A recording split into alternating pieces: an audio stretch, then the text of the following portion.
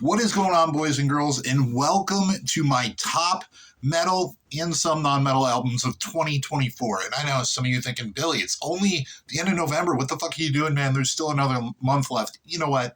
There's really not that many great albums coming out in December.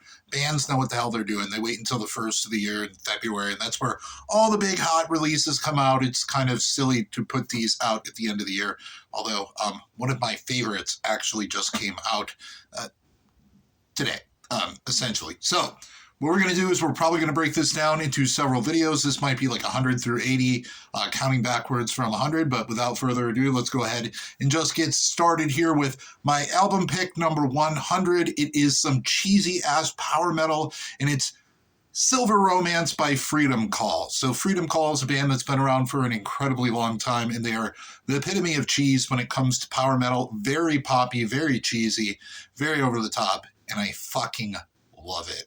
Good stuff. Number 99 is not a metal album, but it's a return from Mr. Big with album titled 10. Mr. Big is back on the scene, and although it didn't really reach the heights of what he did in the 80s, it's still actually a really good hard rock release and something that I absolutely thoroughly enjoy and have listened to many, many a times. So, number 98 is Impellitteri with War Machine. This was released not too long ago, and it is a Christian-themed metal band, but they've been around for ages, and they just really have always had a pretty damn good lineup.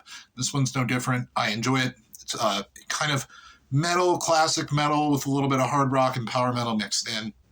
Really good stuff. Number 97, we got some progressive metal here with Ancients, which is spelled with two I's, and it is it's Beyond the Reach of the Sun. I almost read the one prior to it, so I almost fucked that up. But this is a really good album. A little bit more clean vocals on this one than their prior release, but it certainly is it's one of those albums where it gets better with every spin. You can't just listen to it once and shelf it and be like, or you can't just like randomly pick a song and be like, this album fucking sucks. It's best enjoyed in its entirety. It is a sum of all its parts. It's a really fucking good album. The one I almost spilled the beans on, number 96, is Black Tusk with The Way Forward.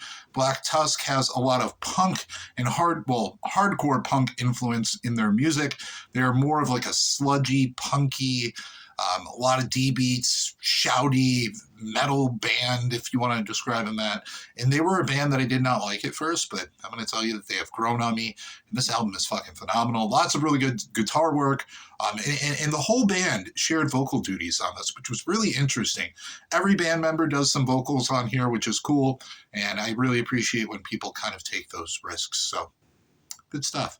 That was number 96. Number 95 is Cloven Hoof with Heathen Cross. This band's been around forever. It's really hard to describe what they are. You just have to listen to them. Listen to Cloven Hoof. If you don't like them, you can go fuck off, you know.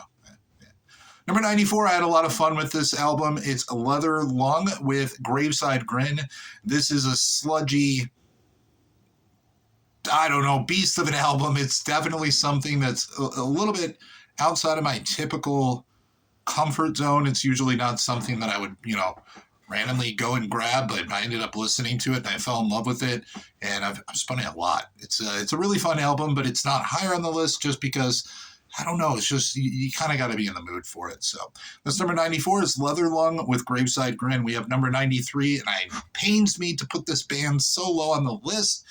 It's Unleash the Archers with Phantoma. Now, this album did disappoint me. When I first listened to it, I was like, what the fuck is this? Are you serious? What is this? This is terrible.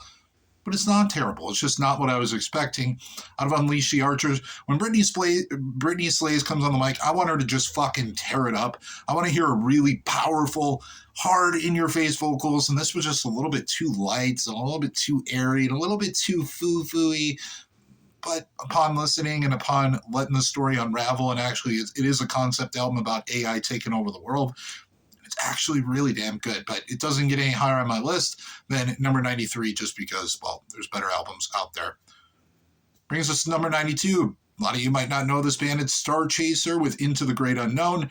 They're on Frontiers Records, and they are not a hard rock band. They are more on the kind of like American power metal, but without the edge of American power metal, if that makes sense. All right, so essentially it's like hard rock blended with power metal. But it's a really good album. I encourage you to give it a listen if you like anything that is melodic and fun and just downright good. I think you'll enjoy it. Number 91 is ex-Slayer guitarist Kerry King with From Hell I Rise, and he actually does have the vocalist from, now I can't even think of her name because I'm an idiot, Death Angel, doing vocal duties, and this is a really good album. It is like Slayer, but not Slayer. So if you like Slayer, but you also like not Slayer, you'll probably like Kerry King. So I encourage you to give it a listen. It's good stuff. Good stuff. Number 90 is Bewitcher with Spell Shock. Bewitcher blends heavy metal style riffing with black metal vocals. It's essentially blackened heavy metal, and it is fucking so much fun. This album is just fun. I don't think it's their best album in their discography. I forgot the name of the prior one. I think that one kind of edges it out, but it certainly is worth a listen. I encourage you to listen to Bewitcher with Spell Shock at number 90. Number 89, we have DGM with Endless. DGM is a progressive / power metal band, and they're somewhat of a super group, if you will. I can't even remember any of the members right now because I didn't take any notes. I just have my list over there. But it's good. Listen to it. Or die. Choose. Because if you don't listen to it, you'll die for some reason. Number 88 is my only goth metal release. Well, another one is a blend. My only true goth metal release on this list, and it's Unto Others with Never Neverland. I don't like this as much as their previous one, but it is definitely a damn good record. And I would strongly encourage you to give it a listen. Very, very emotive, very powerful, very dark. There's a lot of atmosphere here, but it's a good album. Good album. Number 87 is Crystal Viper with Silver Key. Crystal Viper hasn't released anything in years.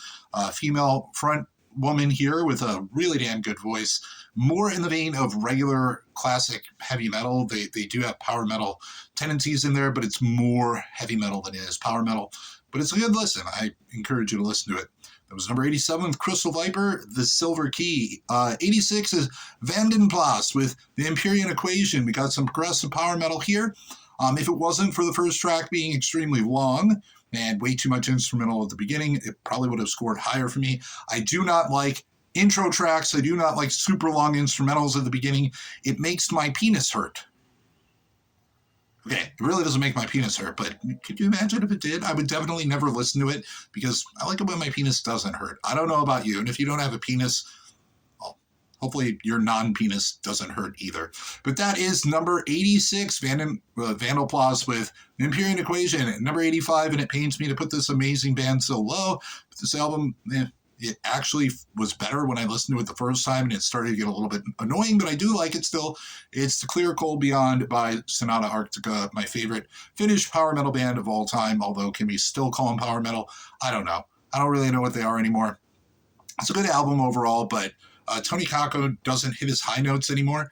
He just plays it way too safe here vocally, and that kind of makes me sad and tense. It's a good album, though. Don't get me wrong. Other than California, it's just really, I don't know, that chorus, California in the sea. What is that? Like, bro, Tony, you could do better, man. Do better. Number 84 is Skeletal Remains with Fragments of the Ageless. I love Skeletal Remains, although Carlos changed his vocal styling, which was really weird. He doesn't sound anything like he used to. He's more of like a regular straight-up death metal vocalist, where before he had a lot of sounds of, what's his name from Obituary? I can't even think of it right now. Can't even think of his name. But it's a good album. It's definitely really good, very riffy. Drums are great. Vocals are good, not really what I was thinking of when I thought they got a new vocalist. That's, what the hell? Nope, same dude, just doing things a little bit differently.